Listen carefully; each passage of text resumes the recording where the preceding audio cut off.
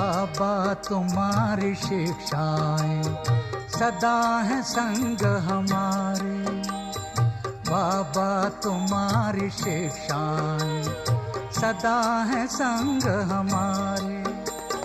चलते रहेंगे जीवन भर तेरी श्रीमत के सहारे। चलते रहेंगे जीवन भर तेरी श्रीमत के सहारे। बाबा तुम्हारी शिक्षाएं सदा है संग हमारे। बाबा तुम्हारी शिक्षाएं सदा है संग हमारे।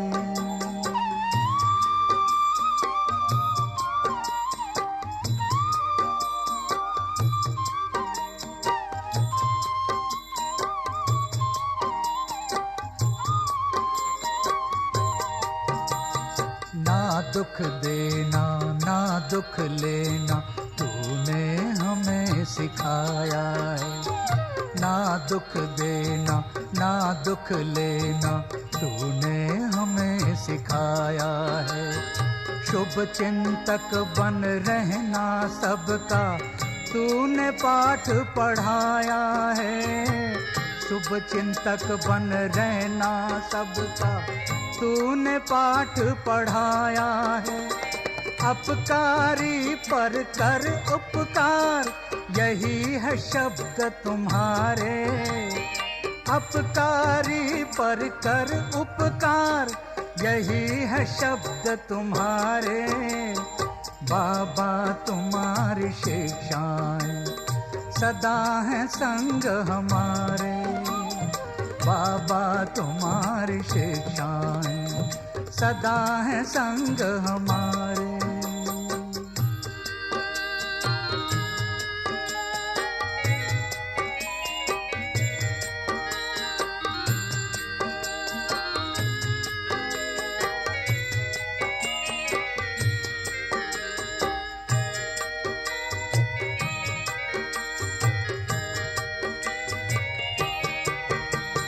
निंदक को भी स्नेह देना कहती तेरी वाणी है।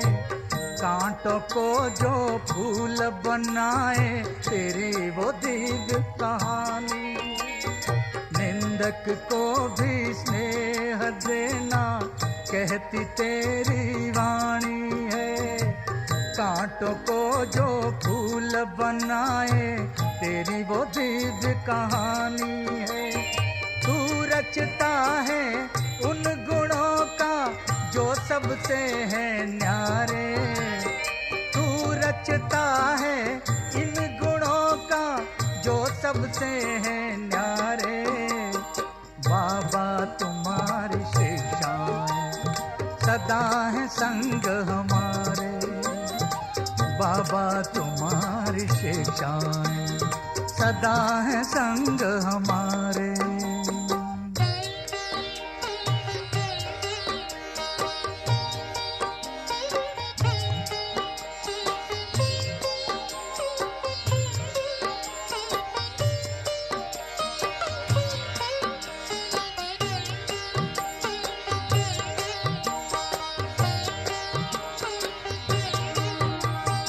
सबके गुणों को तुम्हें उठाना अवगुण किसी के ना अपनाना। सबके गुणों को तुम्हें उठाना अवगुण किसी के ना अपनाना। गिरते हुए को गले लगाना सबको ज्ञान की राह दिखाना। गिरते हुए को गले लगाना सबको ज्ञान की राह दिखाना। बजते रहेंगे इन कानों में तेरे ज्ञान नगारे। बजते रहेंगे इन कानों में तेरे ज्ञान नगारे। बाबा तुम्हारी शिक्षाएं सदा है संग हमारे। बाबा तुम्हारी शिक्षाएं सदा है संग हमारे। चलते रहेंगे जीवन भर तेरी श्रीमत के सहारे। चलते रहेंगे जीवन भर तेरी श्रीमत के सहारे। बाबा तुम्हारी शिक्षाएं सदा है संग हमारे। बाबा तुम्हारी शिक्षाएं सदा है संग हमारे।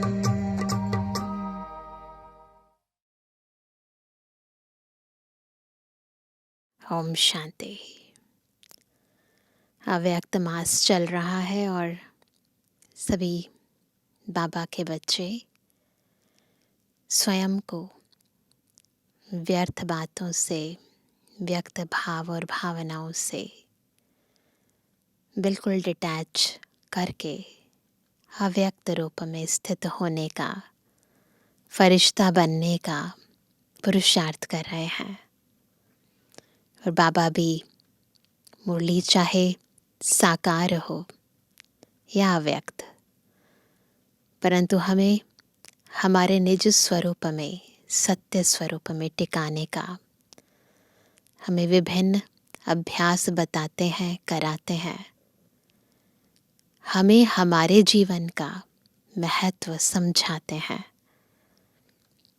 हमें पुरुषार्थ करने की ऐसी नवीन नवीन विधियां सिखाते हैं जिससे बहुत जन्मों का ये जो देहभान का रोग लग गया है आत्मा को, ये रोग बहुत सहज ही छूट जाए। बिना किसी मेहनत के, बिना किसी दुख दर्द के आत्मा बंधनों से मुक्त हो जाए। तो आज की मुरली भी हमें ऐसी ही कुछ विधियां, कुछ युक्तियां बता रही है। सुनते हैं बाबा के मधुर महावाक्य। आज है 10 तारीख, 10 जनवरी 2025। बाबा के मधुर महावाक्य हैं। मीठे बच्चे, बाप तुम्हें ज्ञान योग की खुराक खिलाकर, माँ बाप क्या करते हैं, सर्दियों के दिन है, खुराक खिलाते ना, ताकत आ जाए बच्चों में। तो बाबा भी ज्ञान और योग की खुराक खिलाकर ज़बरदस्त खातिरी करते हैं। तो सदैव खुश मौज में रहो और श्रीमत अनुसार सबकी खातिरी करते चलो। प्रश्न है, इस संगम युग पर आपके पास सबसे अमूल्य चीज़ कौन सी है जिसकी संभाल करनी है? पता है सबसे अमूल्य चीज़ कौन सी आपके पास और उसकी संभाल भी करनी है? उत्तर है, इस सर्वोत्तम ब्राह्मण कुल में आपकी यह जीवन बहुत अमूल्य है। इसलिए शरीर की संभाल ज़रूर करनी है। ऐसे नहीं, यह तो मिट्टी का पुतला है, कहाँ यह खलास हो जाए, ऐसे नहीं करना है। नहीं, इनको जीते रखना है। कोई बीमार होते हैं तो उनसे तंग नहीं होना चाहिए। उनको बोलो, तुम शिव बाबा को याद करो। जितना याद करेंगे उतना पाप कटते जाएंगे। उनकी सर्विस करनी चाहिए, जीता रहे, शिव बाबा को याद करता रहे। सेवा करनी है, वरदान देना है, उमंग उत्साह बढ़ाना है। ऐसे ना खुद हारना है, ना किसी और को हारने देना है ना। ओम शांति। ज्ञान का तीसरा नेत्र देने वाला रूहानी बाप बैठ रूहानी बच्चों को समझाते हैं। ज्ञान का तीसरा नेत्र सिवाय बाप के और कोई दे नहीं सकता। अभी तुम बच्चों को ज्ञान का तीसरा नेत्र मिला है। बिल्कुल स्थित हो जाओ आत्मिक स्थिति में और इन्हीं नेत्रों से स्वयं को, बाबा को, सृष्टि को देखो, समझो और कर्म में आओ।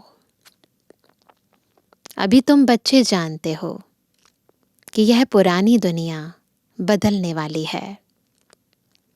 बेचारे मनुष्य नहीं जानते कि कौन बदलाने वाला है और कैसे बदलाते हैं, क्योंकि उन्हों को ज्ञान का तीसरा नेत्र ही नहीं है।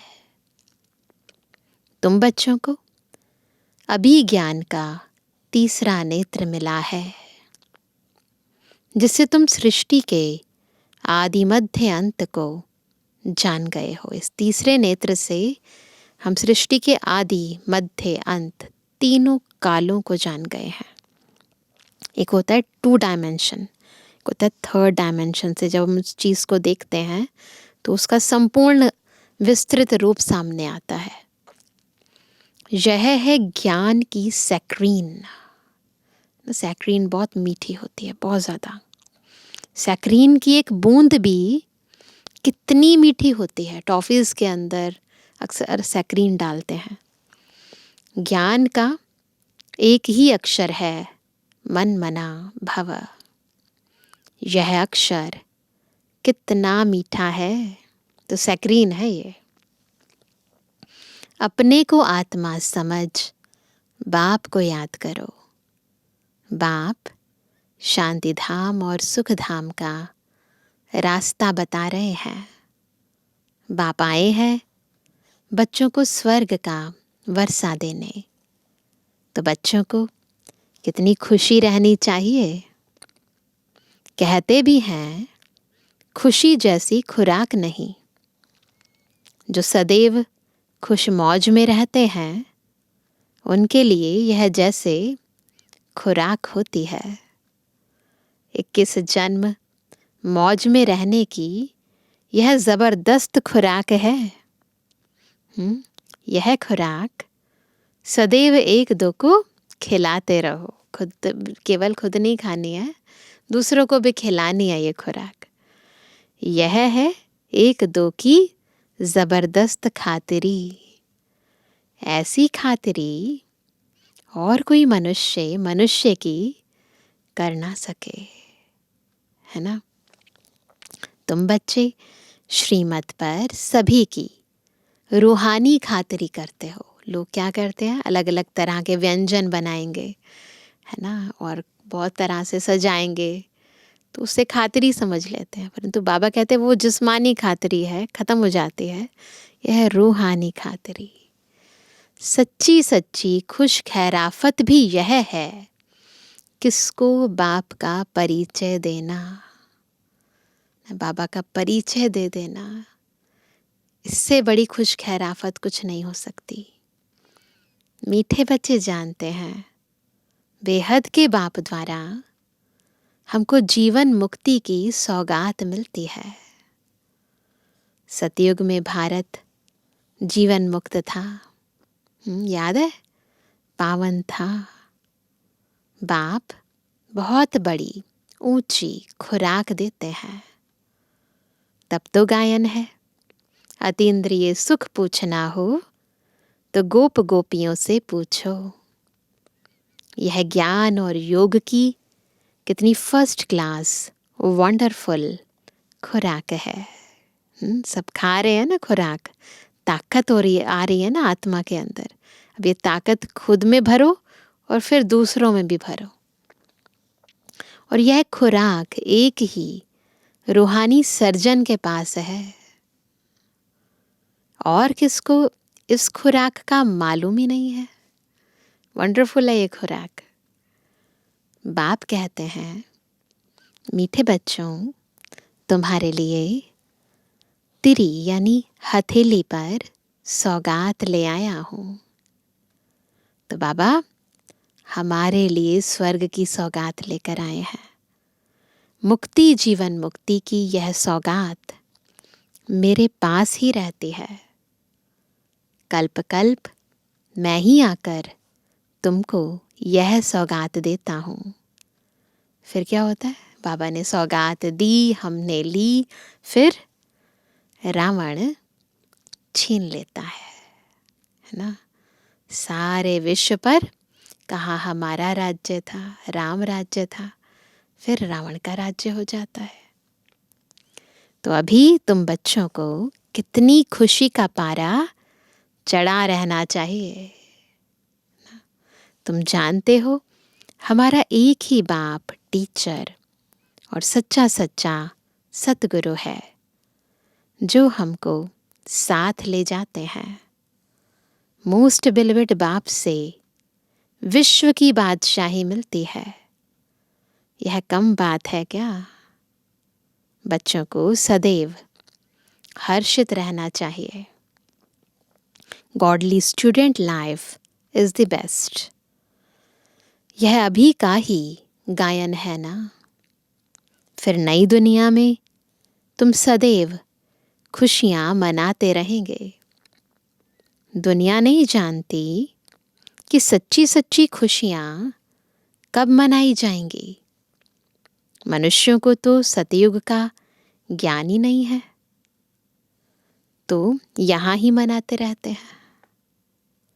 परंतु इस पुरानी दुनिया में परंतु इस पुरानी तमो प्रधान दुनिया में खुशी कहाँ से आई?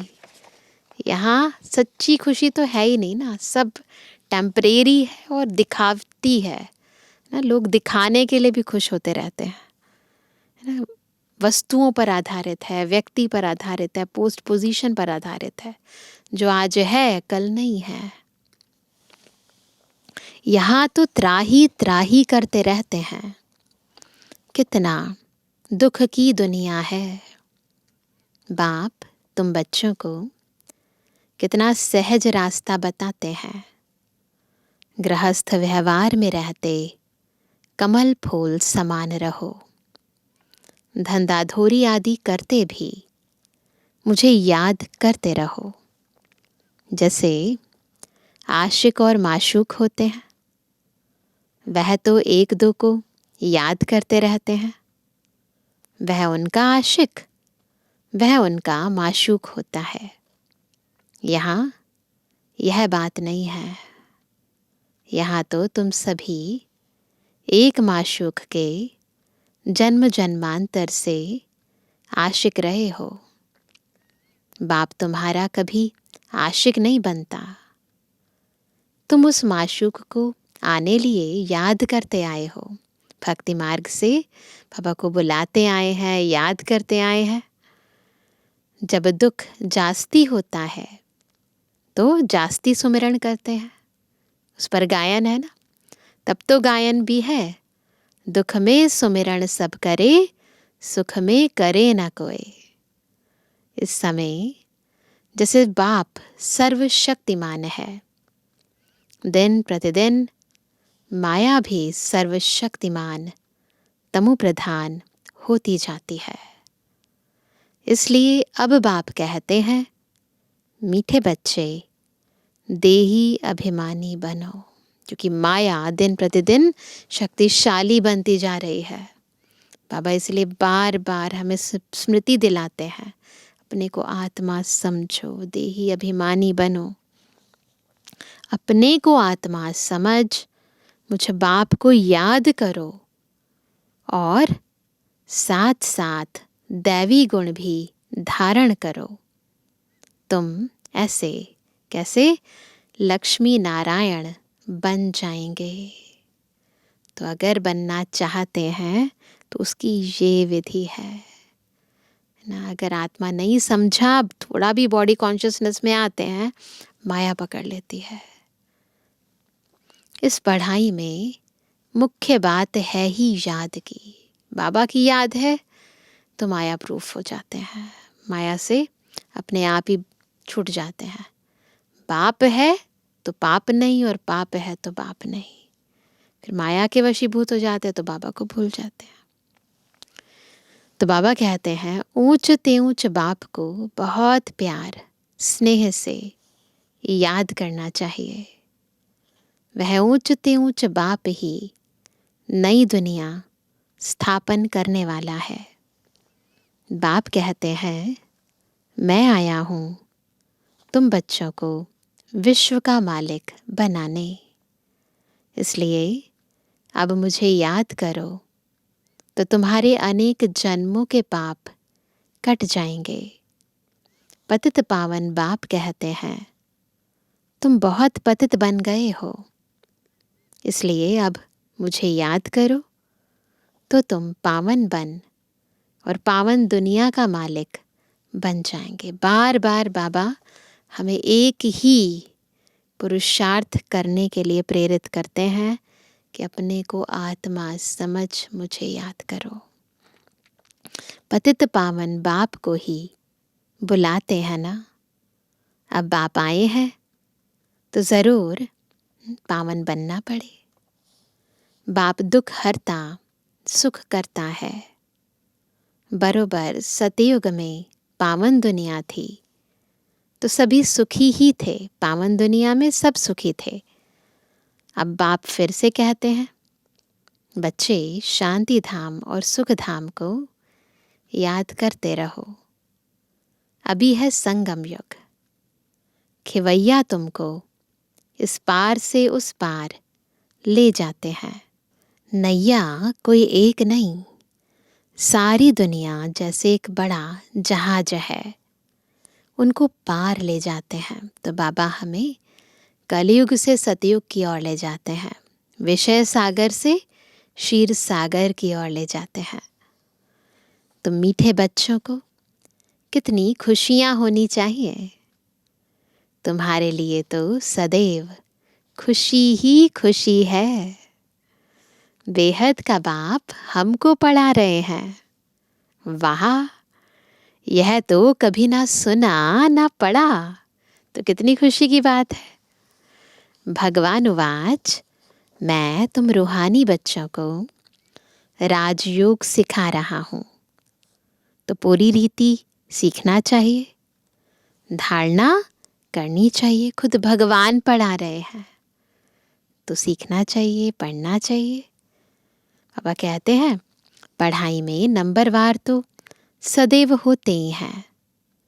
अपने को देखना चाहिए, मैं उत्तम हूँ, मध्यम हूँ व कनिष्ठ हूँ। अपनी स्टेज को देखो। बाप कहते हैं अपने को देखो, खुद ही खुद की चेकिंग करो। मैं ऊंच पद पाने के लायक हूँ, रूहानी सर्विस करता हूँ, ये सब अपनी चेकिंग करनी है। क्योंकि बाप कहते हैं बच्चे सर्विसेबल बनो, फॉलो करो।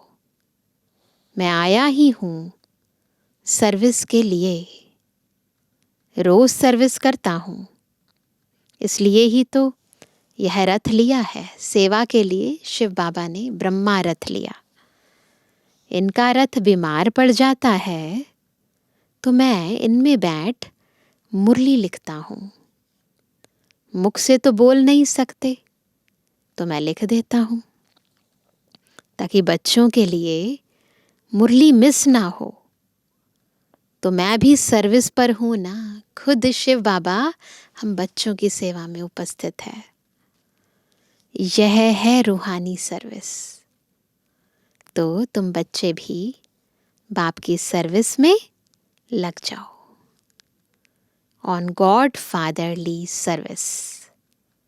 जो अच्छा पुरुषार्थ करते हैं, अच्छी सर्विस करते हैं, उनको महावीर कहा जाता है। देखा जाता है कौन महावीर है, जो बाबा के डायरेक्शन पर चलते हैं। बाप का फरमान है, अपने को आत्मा समझ भाई भाई देखो, इस शरीर को भूल जाओ। बाबा भी शरीर को नहीं देखते हैं। बाप कहते हैं मैं आत्माओं को देखता हूँ। बाकी यह तो ज्ञान है कि आत्मा शरीर बगैर बोल नहीं सकती।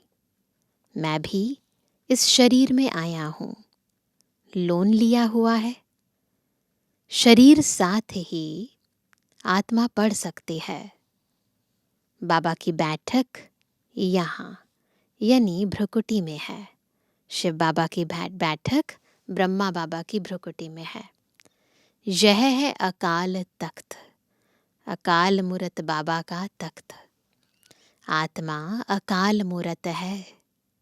आत्मा कब छोटी बड़ी नहीं होती है। शरीर छोटा बड़ा होता है। जो भी आत्माएं हैं उन सभी का तख्त यह भ्रुकुटी है। शरीर तो सभी के भिन्न भिन्न होते हैं। किसका अकाल तख्त पुरुष का है, किसका अकाल तख्त स्त्री का है, किसका अकाल तख्त बच्चे का है। बाप बैठ बच्चों को रूहानी ड्रिल सिखलाते हैं। जब कोई से बात करो तो पहले अपने को आत्मा समझो। तो यह ड्रिल बिल्कुल अपनी सोल कॉन्शियस स्टेज में, आत्मिक स्थिति में स्थित हो जाओ। हम आत्मा फलाने भाई से बात करते हैं तो उसे भी देह के अंदर विराजमान आत्मिक रूप में देखो। बाप का पैगाम देते हैं कि शिव बाबा को याद करो। याद से ही जंक उतरनी है। सोने में जब एलॉय पड़ती है तो सोने की वैल्यू ही कम हो जाती है। तुम आत्माओं में भी जंक पड़ने से तुम वैल्यूलेस हो गए हो। अब फिर पावन बनना है। क्यों पतित बने? जंक पड़ गई, आत्मा विकारों में चली गई। और अब फिर से वैल्यूएबल बनना है तो पावन बनना है। तुम आत्माओं को अब ज्ञान का तीसरा नेत्र मिला है। उस नेत्र से अपने भाइयों को देखो। भाई भाई को देखने से कर्मेंद्रियां चंचल नहीं होंगी। राज्य भाग्य लेना है, विश्व का मालिक बनना है तो यह मेहनत करो। भाई भाई समझ सभी को ज्ञान दो। ये बहुत ही मुख्य पुरुषार्थ है। आत्मिक स्थिति में स्थित होकर आत्मा भाई भाई की दृष्टि से सबको देखना। तो फिर यह टेव यानी आदत पक्की हो जाएगी। सच्चे सच्चे ब्रदर्स तुम सभी हो, बाकी सब हैं देहिक नाते। उस नाते से भाई भाई भाई बहन है। यह है रूहानी नाता। सच्चे सच्चे भाई हम हैं। बाप भी ऊपर से आए हैं, तुम भी ऊपर से आए हो। बाप बच्चों सहित सर्विस कर रहे हैं। सर्विस करने की बाप हिम्मत देते हैं। हिम्मते बच्चे मददे बाप। तो यह प्रैक्टिस करनी है। मैं आत्मा भाई को पढ़ाता हूँ। आत्मा पढ़ती है ना। इसको स्पिरिचुअल नॉलेज कहा जाता है, जो रूहानी बाप से ही मिलती है। संगम पर ही बाप आकर यह नॉलेज देते हैं कि अपने को आत्मा समझो। है ना। सतयुग त्रेता में तो हम अपनी आत्मिक स्थिति में होते ही हैं। द्वापर और कलयुग में अपने को देह समझ बैठते हैं। और बाबा आकर हमें ये ज्ञान देते हैं कि अपने को आत्मा समझो। ये ज्ञान पूरे कल्प में कभी किसी ने किसी को नहीं दिया। तुम नंगे आए थे यानी अशरीरी आए थे, फिर यहाँ शरीर धारण कर तुमने 84 जन्म पाठ बजाया है। याद दिला रहे हैं बाबा। अब फिर वापस चलना है। इसलिए क्योंकि अशरीरी आए थे ना, तो अब दोबारा वापस जाना है। तो इसलिए अपने को आत्मा समझ भाई भाई की दृष्टि से देखना है। यह मेहनत करनी है। अपनी मेहनत करनी है। दूसरे में हमारा क्या जाता? कौन क्या कर रहा है, क्यों कर रहा है, नहीं कर रहा है, करना चाहिए, इन सब चक्करों में है ना अपनी स्थिति को खराब नहीं करना है। अपने पुरुषार्थ में ना खुद ही विघ्न नहीं डालना है। Charity begins at home. पहले खुद से शुरुआत करो। अर्थात पहले खुद को आत्मा समझ फिर भाइयों को समझाओ। तो अच्छी रीति तीर लगेगा। यह जौहर भरना है। ये आर्ट है। ये भरना है खुद में। मेहनत करेंगे तभी ऊंच पद पाएंगे, है ना। इसमें कुछ सहन भी करना पड़ता है। जब कोई उल्टी सुल्टी बात बोले तो तुम चुप रहो। तुम चुप रहेंगे तो फिर दूसरा क्या करेगा? बहुत सहज तरीका है चुप रहने का, चुप करने का, शांति बनाए रखने का। ताली दो हाथ से बजती है। एक ने मुख की ताली बजाई, दूसरा चुप कर दे तो वह आपे ही चुप हो जाएंगे। सिंपल है ना। ताली से ताली बजने से आवाज हो जाता है ना। हम तो शांत स्वरूप आत्मा है ना। अपना स्वधर्म याद रहे, हमारा पिता कौन है, क्या बनने वाले हैं, वो याद रहे तो खुद ही सहन करना सहज हो जाएगा, चुप रहना सहज हो जाएगा। बच्चों को एक दो का कल्याण करना है। बाप समझाते हैं, बच्चे सदैव खुशी में रहने चाहते हो तो क्या करें? तो मन मना भव। अपने को आत्मा समझ बाप को याद करो। भाइयों यानी आत्माओं तरफ देखो। तो बच्चों को रूहानी यात्रा पर रहने की आदत डालनी है। तुम्हारे ही फायदे की बात है। बाप की शिक्षा भाइयों को देनी है। बाप कहते हैं, मैं तुम आत्माओं को ज्ञान दे रहा हूँ, आत्मा को ही देखता हूँ। मनुष्य मनुष्य से बात करेंगे तो उनके मुंह को देखेंगे ना। किसी से बात करते हैं तो उनके चेहरे की तरफ देखते हैं ना। तुम आत्मा से बात करते हो तो आत्मा को ही देखना है।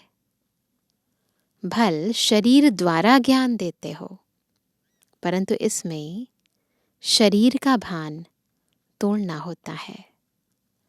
तुम्हारी आत्मा समझती है परमात्मा बाप हमको ज्ञान दे रहे हैं। बाप भी कहते हैं, आत्माओं को देखता हूँ।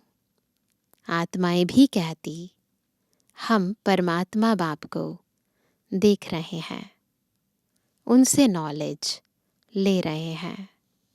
इसको कहा जाता है स्पिरिचुअल ज्ञान की लेन देन। आत्मा की आत्मा के साथ, आत्मा में ही ज्ञान है। तो ये जैसे बाबा ड्रिल कराते जा रहे हैं हमें, अपने को आत्मा समझना, सामने वाली आत्मा को भी उसी रूप में देखना और उसी हिसाब से संबंध संपर्क में आना। आत्मा को ही ज्ञान देना है। यह जैसे जौहर है, ये भी आर्ट है। सोल समझकर सामने वाली सोल को ईश्वरीय ज्ञान देना। अपने को देह समझकर सामने वाले आत्मा को भी देह समझकर ज्ञान देना, इसकी प्रैक्टिस बहुत हो गई है। फिर आत्मिक स्मृति में रहकर ज्ञान देने की जो प्रैक्टिस है वो करनी है। तो ये जौहर है। तुम्हारे ज्ञान में यह जौहर भर जाएगा तो किसको भी समझाने से झट तीर लग जाएगा। बाप कहते हैं, प्रैक्टिस करके देखो, तीर लगता है ना। यह नई टेव डालनी है, ये नई आदत डालनी है, तो फिर शरीर का भान निकल जाएगा। माया के तूफान कम आएंगे, बुरे संकल्प नहीं आएंगे। देखो, एक ही पुरुषार्थ करने से, एक ही आदत डालने से कितने ज़्यादा आत्मा की उन्नति हो जाती है। बुरे संकल्प नहीं आते, माया के तूफान नहीं आते, शरीर का भान निकल जाता है, क्रिमिनल आई भी नहीं रहेगी। हम आत्मा ने 84 का चक्र लगाया, अब नाटक पूरा होता है। अब बाबा की याद में रहना है। याद से ही तमु प्रधान से सतु प्रधान बन, सतु प्रधान दुनिया के मालिक बन जाएंगे। कितना सहज है। बाप जानते हैं बच्चों को यह शिक्षा देना भी मेरा पार्ट ही है। कोई नई बात नहीं। हर 5000 वर्ष बाद हमको आना होता है। मैं बंधाएमान हूँ। आने के लिए बाबा बंधा हुआ है।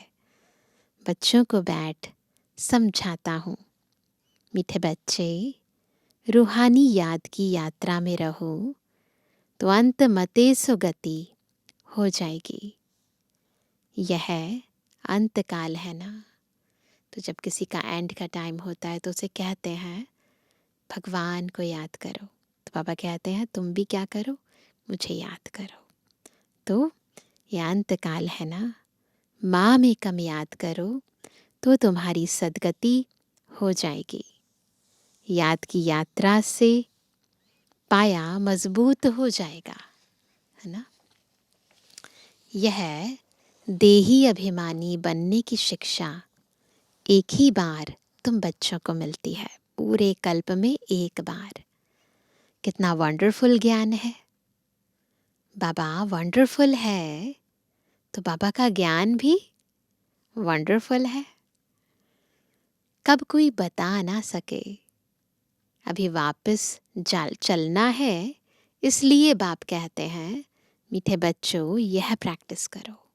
देखो पहले सतयुग से त्रेता द्वापर कलयुग तक आते आते आत्मा को वापस नहीं जाना था, इसी दुनिया में रहना था।